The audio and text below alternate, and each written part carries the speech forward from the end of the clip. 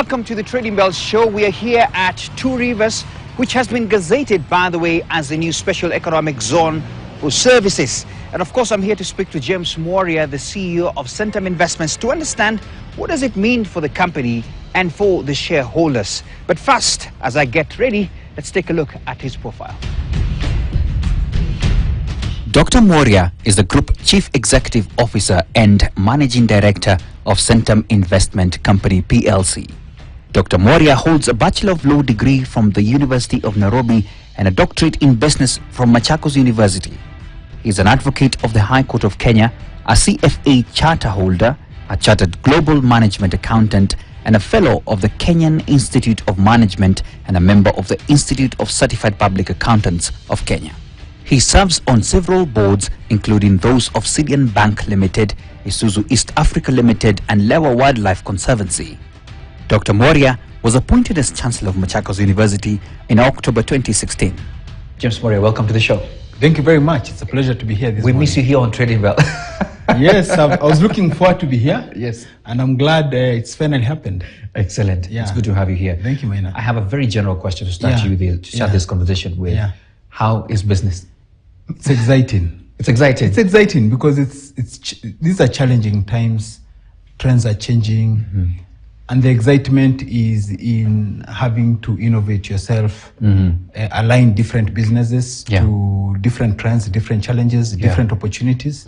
So it's busy times. Okay. Yeah. But yesterday, the CS, I saw him on a tweet, and there was news all around that Two Rivers has been gazetted as a special economic zone for services. Yes. And I think that's quite an impactful, announcement for your business and all. And I just wanted to understand from you, and what does this mean first, and what does this as well mean for you as Centum? Okay, thank you. So, Two Rivers, let me start with the what. Two Rivers is about, the total land in Two Rivers about 106 acres. It's a mixed-use master planned development. Okay. And so far, we've only developed about 20% of the total approved development. Oh, okay. So what has been approved for use as an SEZ for services is 64 acres of the 106. Okay. So it's part of the larger master plan development. So for example, the mall is not part of the area that has been zoned as a special economic zone, but the North Tower has been zoned as a special economic zone. Okay. So the Special Economic Zone Act is a 2015 act that defines how you then create special economic zones. All right. And one of the specified uses is business parks. So business parks are recognized as one of the businesses that can be within the special economic zone regime. And a special economic zone comes with a range of fiscal incentives. All right. So those incentives include lower corporation tax rates, lower taxes on withholding taxes on interest, dividend, repatriation of royalties, work permits, etc. So that is the legislative regime. But a special economic zone is a customs territory. So it must relate to a specific site. Okay. And for you to be licensed as a special economic zone, it can either be public land or private land. All right. And there are requirements that are provided. For example, if you're looking to be a special economic zone for services, you should have the necessary amenities. Amenities means you have housing, you have hospitality, you have healthcare facilities, you have retail facilities, you have office facilities. Which you have. Which we have. And so Two Rivers was ideally suited because unlike many other special economic zones that have been muted, where it's a green field where you're then coming to do the developments, the developments have already been done. So not just the amenities, within Two Rivers. So you have what you have within Two Rivers, which is the offices. We already had offices. By the end of this year, we'll have completed 850 apartments. Okay. You have the shopping mall.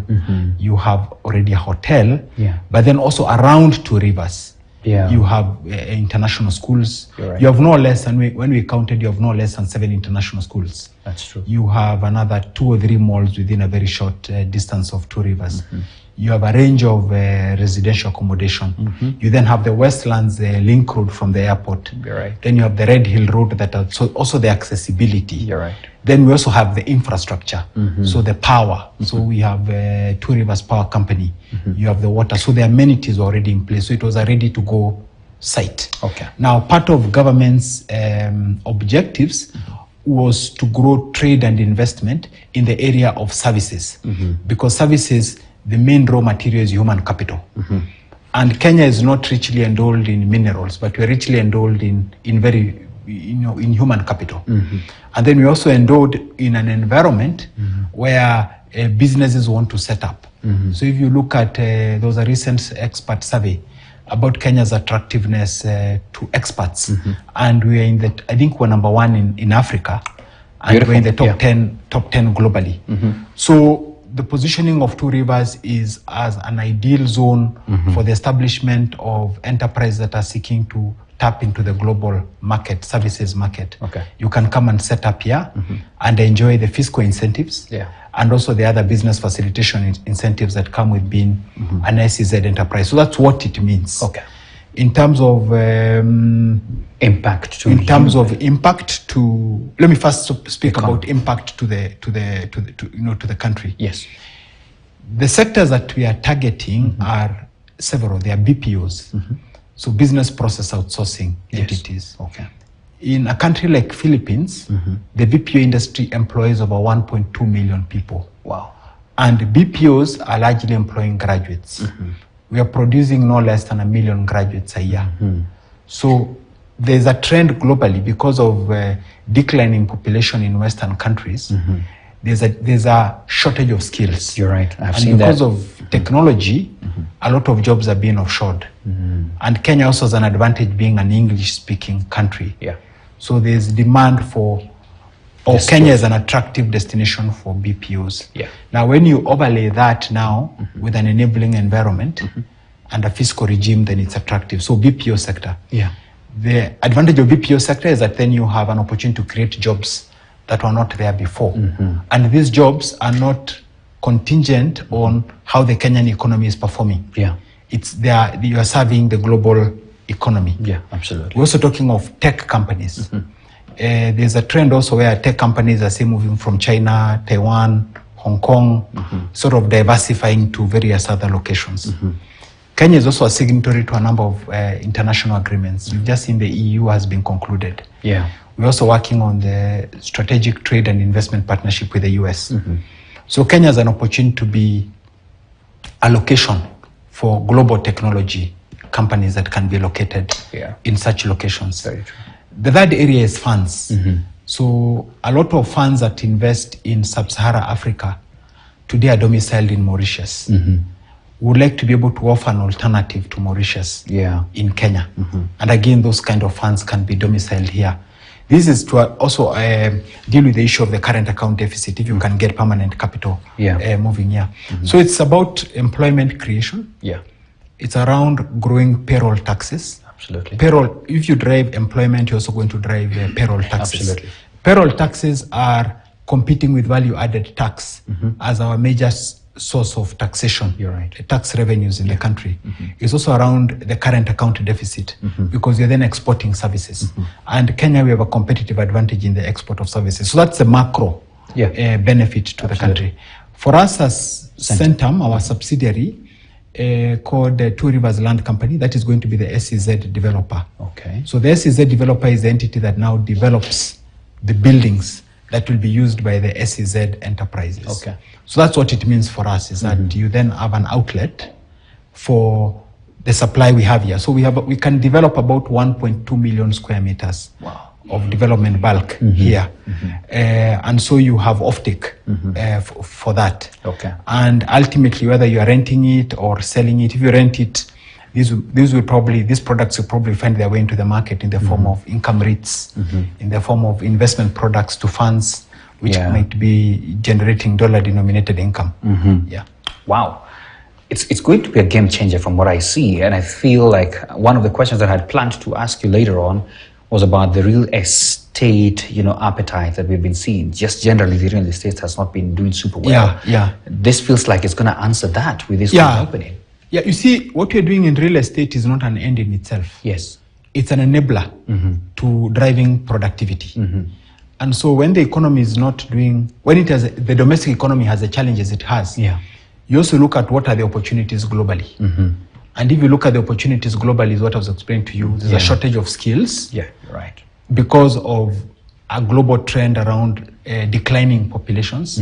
If you read the latest edition of The Economist, they're talking about declining populations in many parts of the world. Actually, Africa is the only continent where you'll have a growth in population.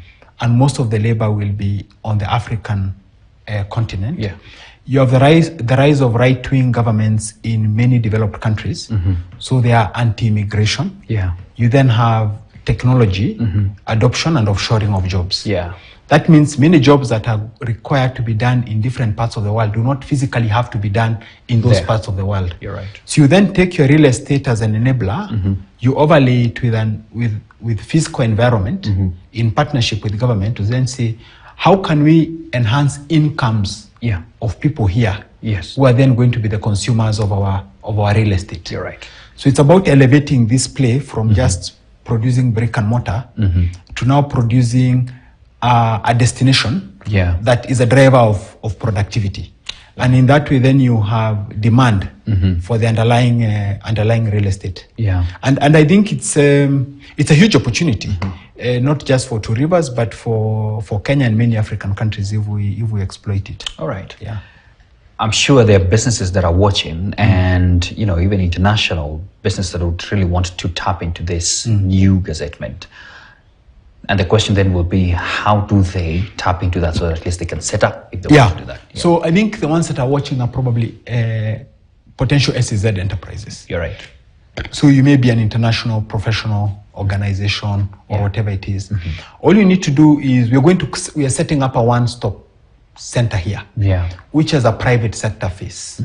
So on the back end, we deal with government, so that we can be able to give you a certain guaranteed standard of service. You just need to contact us and make an application, because you have to be licensed as an SEZ enterprise. We'll walk you through the process. It should take no more than 30 days for you to be licensed.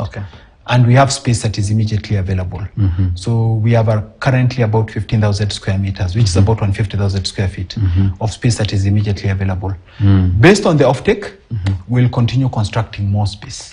We have experience constructing residential and commercial. It's easier to develop office space than it is to develop commercial space. Then it's easier to develop commercial than it is to develop residential space. So it's a very straightforward process. SEZ, which is under the Ministry of Investment, Trade and Industry, is very facilitative in terms of licensing those particular entities to then come into this particular space. So just visit our website, www.centum.co.ke, and the steps are there. There's one word I must hear you say for the shareholder at Centum. This is good news. No, it's good news. Of course, it's good news for our shareholders. It's good news for the economy. For our shareholders to do well, the economy must do well. And Centum must play a role in. It takes few enterprises to catalyze things and to transform, to be agents of transformation, and that's what Centum is all about. It's that entity that takes risk, that is at the forefront of doing new things in the economy. So for our shareholders, this I think should be excellent news here. All right, there you have it. We're going to take a short break right here, speaking matters Centum and their new development. We'll be right back with more.